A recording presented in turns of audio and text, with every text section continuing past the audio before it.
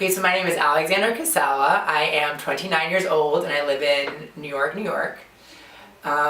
So my coming out story, so I was pretty feminine when I was gay. I definitely was made fun of and bullied for being gay a lot, and I feel like everybody else knew before I did.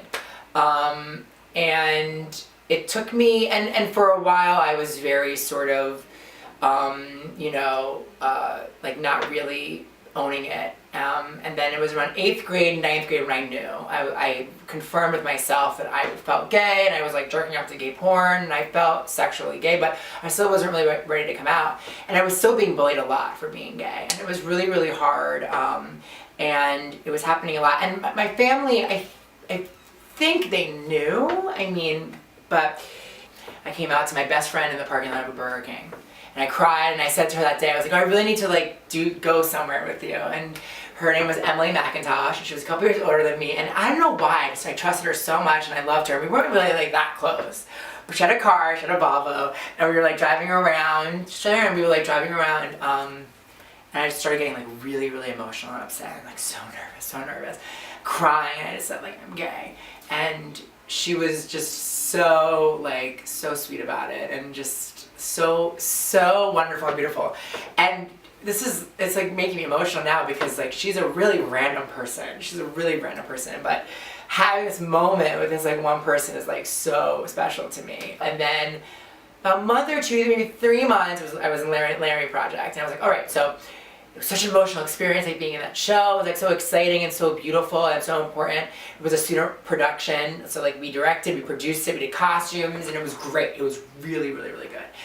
My parents came to see it, and at this time my parents weren't living in the same spot. They still don't, but they were living separate, and I was at our house, which is where I slept with my dad, and we'd come home, and he's always went to bed early, so he'd seen the show that night. It was closing night, so he was up later than he was supposed to be.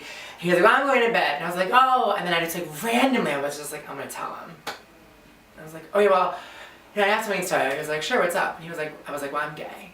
And he was like, okay, I'm going to go to bed. Just didn't care.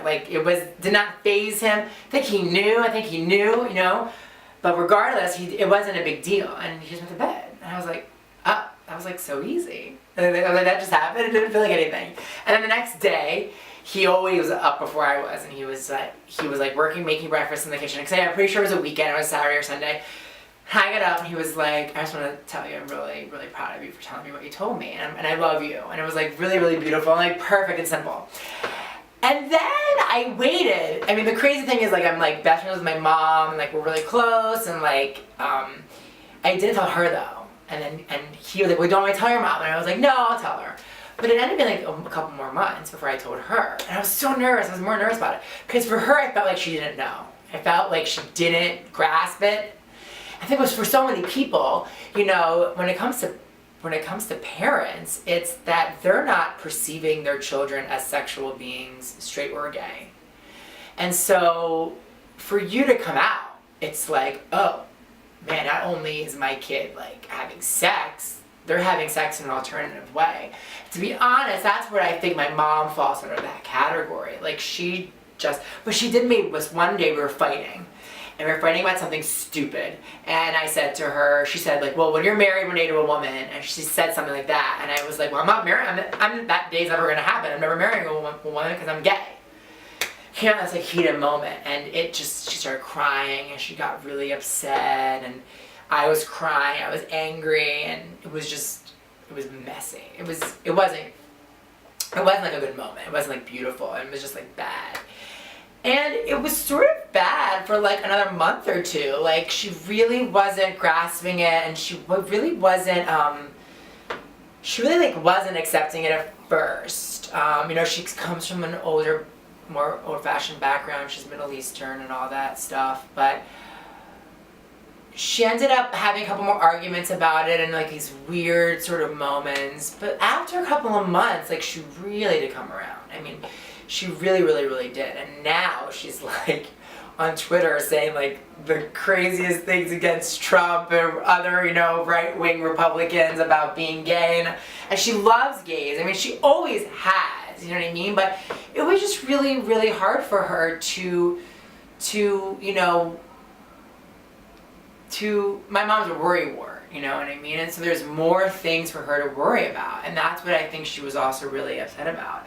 But for me, looking back on that experience, it's like you should never begrudge anybody's experience with things. Like, yeah, like would it have been great if like she accepted me like that day and it was all like butterflies and unicorns? Sure. But she didn't. And that's okay too. Like I think sometimes people just need like their own experiences to sort of, you know, like welcome you and accept you for who you are, because in one day you're totally evolving and changing yourself for who you are. And I really do think that's totally okay. So I really don't begrudge her like 6 weeks of coping and dealing with, you know, me being like I'm gay, because everybody's gonna do their own thing.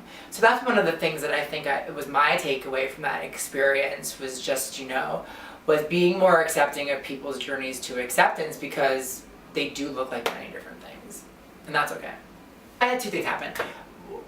When I was young, maybe like 6 or 7, I said to my mom, "Mom, am I weird for thinking," his name's Garen, he's this really hot Armenian guy who was family friends of ours. He was gorgeous, he was so handsome. At 6 or 7, I said to my mom, I said, "Mom, is it weird that I think Garen is handsome?" She said to me, "No." Like, she really said no. She was like, "Oh, men can think that other men are handsome." And I mean, I think my mom was really coming at it, not from a gay angle, but from like a straight man can think other straight men are handsome, which is true. But also, I think she also said there's nothing wrong with a man finding another man like attractive, really across the spectrum. So that was the first sort of moment. And then later on, a couple years later, like 10 or 11 or 12 maybe, I had a really intense sex dream with Madonna. But it was Madonna and 2 men. I like never, it wasn't even a dream. It was like me like in my bedroom, and I was like pretending to like tie myself up to like the bedpost.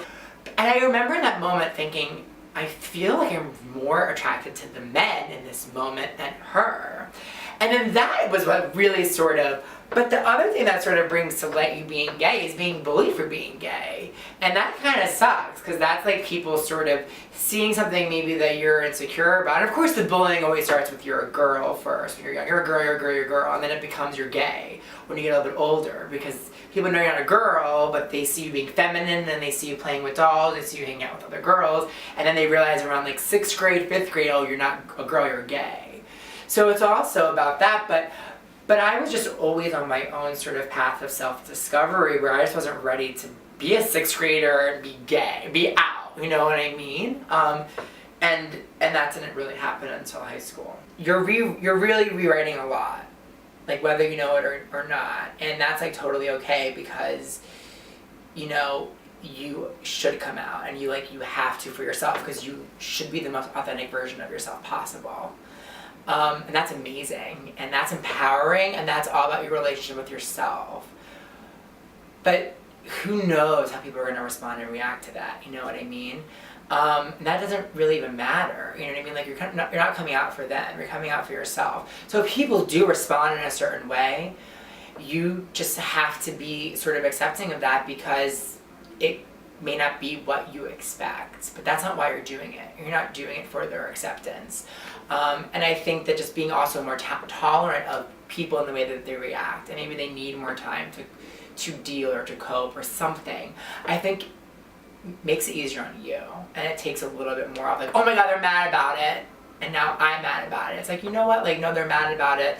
You know, this feeling isn't gonna last forever, hopefully, you know what I mean? For my mom, it didn't. Like, a lot of feelings don't last forever, and I think when you're living in them, though, so many times people think that it does. So yeah, I just think that being, really realizing that the person you're coming out for is yourself. You're not doing it for other people, so who cares how they react?